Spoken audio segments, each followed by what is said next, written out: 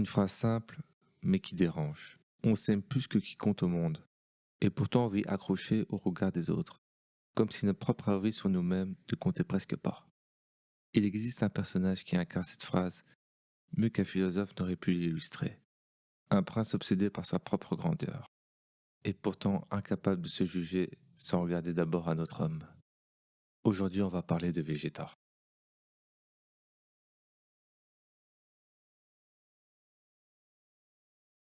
Vegeta naît prince des Saiyans, une race de guerriers censée être la plus puissante de l'univers. Ce n'est pas un détail de scénario, c'est une identité entière. Toute sa vie repose sur cette idée. Il est né supérieur. Sauf qu'il y a un détail qu'on oublie souvent de préciser. Ce titre de prince ne repose plus sur rien de concret. Freezer a détruit sa planète. Il a exterminé son peuple. Il l'a réduit en esclavage pendant des années, à obéir à un tyran plus puissant que lui. Son royaume a disparu, il ne reste qu'un mot. Prince. Et Vegeta s'y accroche, comme la dernière preuve qu'il a été quelque chose.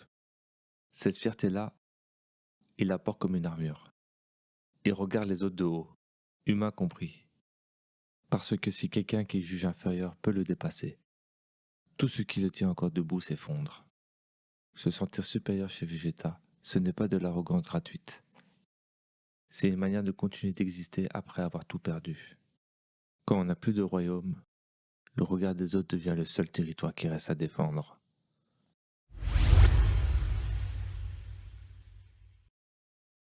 Sauf qu'il y a un problème.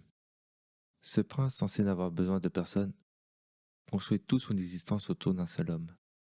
Goku. Goku n'a pourtant rien d'un noble. Il a grandi sur Terre, élevé par un vieil homme, sans reine ni couronne. Rien ne le prédestinait à devenir quoi que ce soit. Et pourtant, chaque avancée de Goku touche Vegeta directement comme une gifle.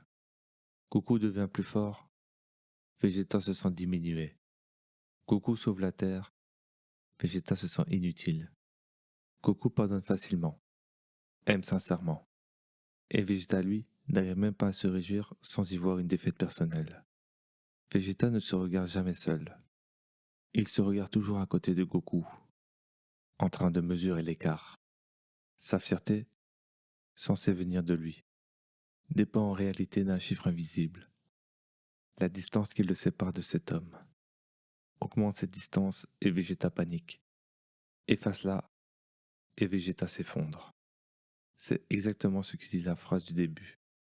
On croit s'aimer soi-même en premier, mais on laisse un autre décider, sans le vouloir. Si on a le droit de se sentir bien. Chez Vegeta, cet autre porte un nom bien précis. Chez nous, il change de visage selon les années. Mais le mécanisme reste identique.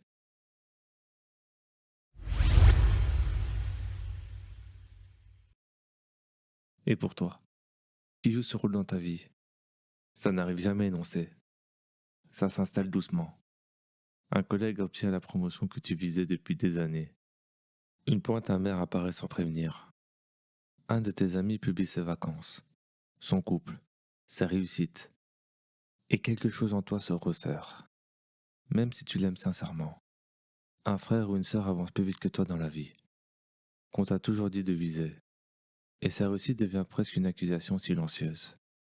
Le pire, c'est que tu n'oses pas le dire à voix haute. Parce qu'admettre, ça donnerait l'impression d'être petit, jaloux, mesquin. Alors tu souris. Tu félicites. Tu dis que tu es content pour eux. Et c'est peut-être même vrai. Mais une autre partie de toi calcule en silence où tu en es. Par rapport à lui. Par rapport à elle. Ta vie n'a rien d'un manga. Mais tu as ton Goku à toi. Quelqu'un dont la réussite touche directement ta propre estime. Sans que tu ne comprennes toujours pourquoi. Et si tu regardes un peu plus près, il y a souvent une raison. Ce que tu protèges si fort quand cette personne réussit, c'est rarement une qualité que tu possèdes vraiment. Parce qu'elle ne repose plus sur grand chose de concret.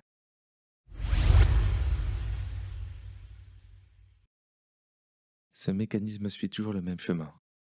D'abord la vanité. Vegeta refuse d'admettre que Goku pourrait être meilleur. Parce que de le faire, ça reviendrait à se poser une question qu'il refuse d'entendre. Et si je n'étais pas ce que je crois être? Pour n'importe qui, ces questions feraient déjà du mal. Pour Vegeta, elle est presque existentielle. Si le titre de prince ne vaut rien face à Goku, il ne lui reste plus rien. Ensuite vient l'amertume. Quand la réalité finit par rattraper l'image. Vegeta ne veut pas simplement être fort. Il veut être plus fort que Goku. Précisément parce que c'est lui. Et personne d'autre. Ce n'est plus un objectif. C'est une revanche permanente. Et entre la vanité et l'amertume, il y a l'épuisement. Il éclate au grand jour dans l'arc bout. Vegeta se laisse corrompre par Babidi, juste pour combler l'écart de puissance entre lui et Goku. Et ce choix va lui coûter cher. Vegeta se sacrifie pour acheter ce que sa propre rivalité avait déclenché. Vivre pour dépasser quelqu'un ne laisse jamais de répit. Parce que le seul but devient la position, jamais la personne qu'on est en train de devenir.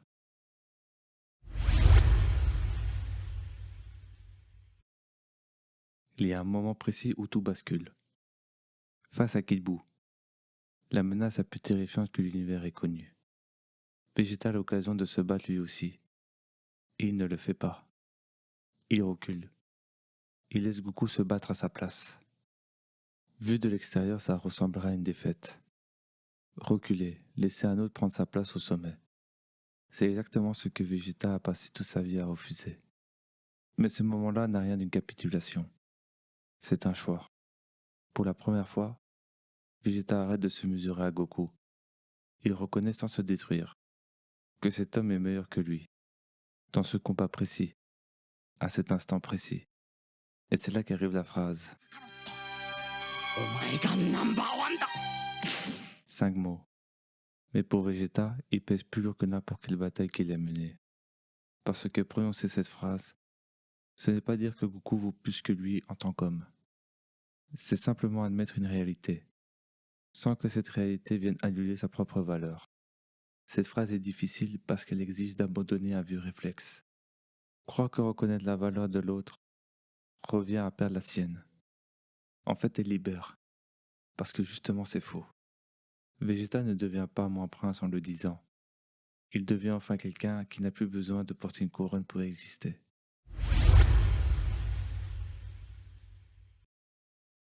Ce qui rend ce moment aussi fort, c'est ce qu'il remplace. Pendant toute sa vie, Vegeta a laissé un autre homme décider, indirectement, s'il avait le droit d'être fier de lui. Il ne s'est jamais vraiment jugé lui-même. Il s'est comparé. C'est la différence que pointe la citation du début. On s'aime plus que tout, mais on laisse le jugement des autres décider de notre valeur à leur place.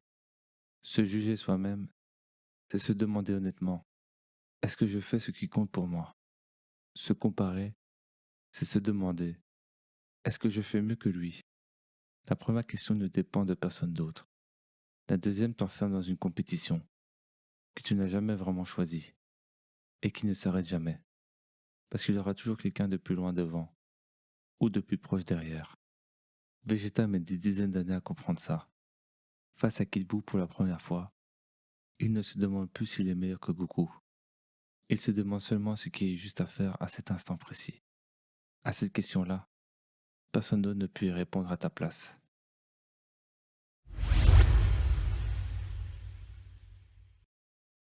Pense à une personne précise, quelqu'un dont la réussite te dérange, même un peu, même en secret. Pas besoin que ce soit spectaculaire. Un collègue, un ami, quelqu'un de ta famille. La première personne qui t'est venue à l'esprit en écoutant la phrase précédente. C'est probablement la bonne. Et pose-toi la question franchement. Est-ce que je refuse d'admettre sa valeur parce qu'elle m'obligerait à remettre en question la mienne? Tu n'as pas besoin de lui dire à haute voix qu'elle est numéro un. Mais tu peux formuler intérieurement ce que tu admires vraiment chez elle, sans aucune restriction, sans oui mais, juste pour voir si ta valeur s'effondre en le faisant. Et tu verras qu'elle ne s'effondrera pas.